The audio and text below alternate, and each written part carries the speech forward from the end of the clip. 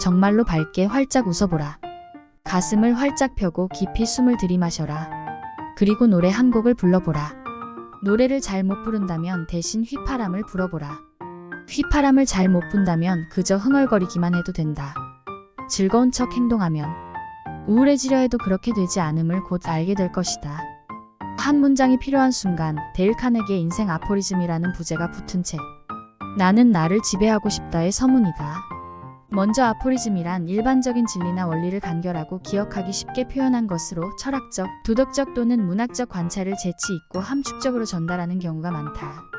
아포리즘은 보편적인 진리를 요약하여 다양한 개념에 대한 명료함과 성찰을 주며 다양한 맥락에서 관련성과 적용 가능성이 있어 많은 독자에게 공감을 불러일으키는 경우가 많다.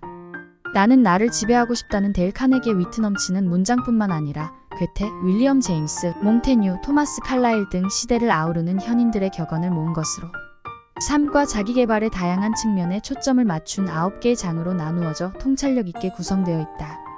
각 장에서는 용기를 기르고 싶을 땐 첫 발을 내디디려면 인생은 결국 내 생각의 결과.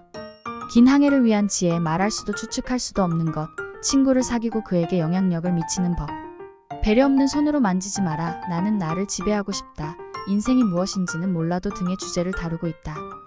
데일 카네기의 지혜의 진주를 실제 상황과 세심하게 엮어 독자가 인생의 무수한 도전을 우아하고 침착하게 헤쳐나갈 수 있도록 도와줄 것이다. 이 격언들은 삶의 나침반 역할을 하여 독자를 용기, 사려 깊은 마음과 영혼의 깊이 있는 영역으로 안내하고 있다.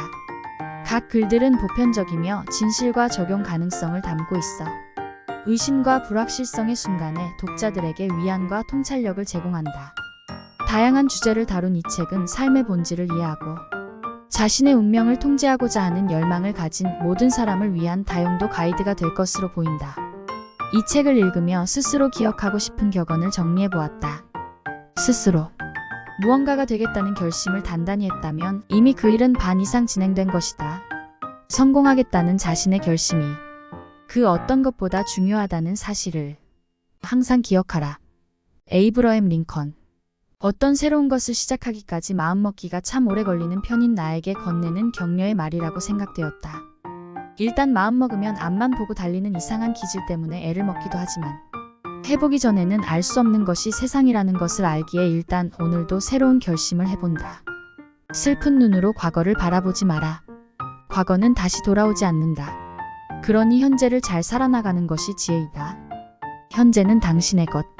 두려움 없이 담대한 마음으로 어렴풋한 미래를 향해 나아가라. 헨리 워즈워스 롱펠로.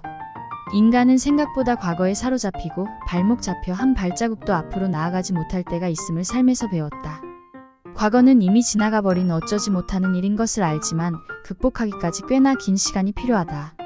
슬픈 눈으로 과거를 바라보지 마라. 이 문장이 끊어내지 못하고 남아있던 과거의 잔뿌리를 뽑을 수 있게 도와주는 듯하다. 행복의 비밀은 자신이 좋아하는 일을 하는 것이 아니라 자신이 해야 하는 일을 좋아하게 되는 것이다. 제임스 M. 베리. 지금까지 가져왔던 행복론과 배치되는 문장이다. 자신이 해야 하는 일을 좋아하게 되면 행복이다. 해야 하는 일을 할 때면 의무감에 그저 기계적으로 하게 되는데 그 일을 좋아하게 되면 행복을 느낄 수 있다는 이 문장은 새로운 관점을 제시하기에 부족함이 없어 보인다. 이 책은 독자들에게 여러 현인들의 시대를 초월한 통찰력과 철학을 제공함으로써 기존의 자기 개발 장르를 뛰어넘는다. 이 책은 하던 일을 잠시 멈추고 앉아 생각하게 하는 격언과 실용적인 지혜가 조화롭게 어우러진 것으로 자신의 존재를 이해하고 통제하고자 하는 사람들에게 위로와 지침, 힘을 실어줄 것이다.